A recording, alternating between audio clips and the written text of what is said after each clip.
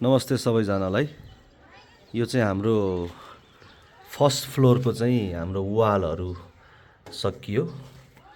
So वालहरू लाउँदाखेरि यसरी चौकोसहरू चाहिँ पछि डोर फ्रेमहरू चाहिँ यसरी च्यापेर लगाइन्छ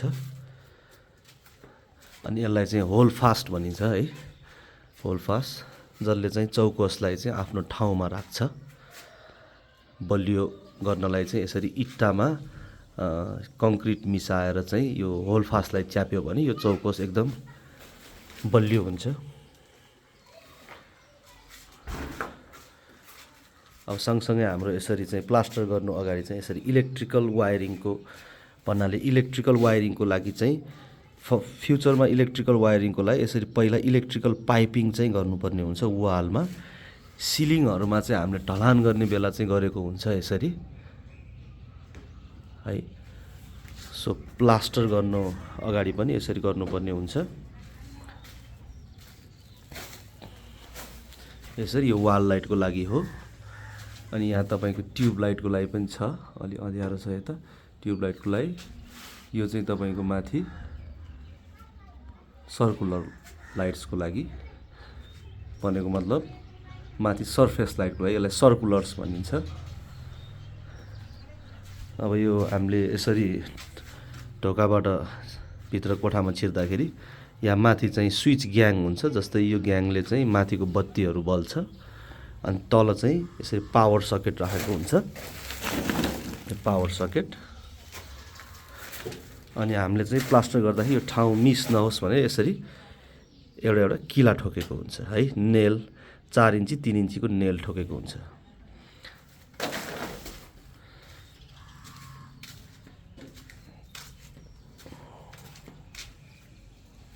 सो यस्तो छ यो घरको प्लानिङ।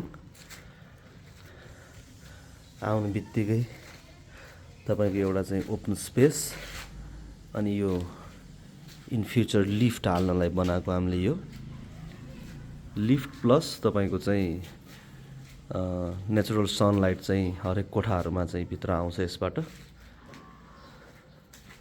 अनि यो अगाडिको कोठा, यो पछाडिको कोठा, आई मिन यो अगाडिको कोठा अनि यो चाहिँ त्यसको साइडको अगाडिकै कोठा हो। यहाँ चाहिँ चाइनिज वालको सो छ।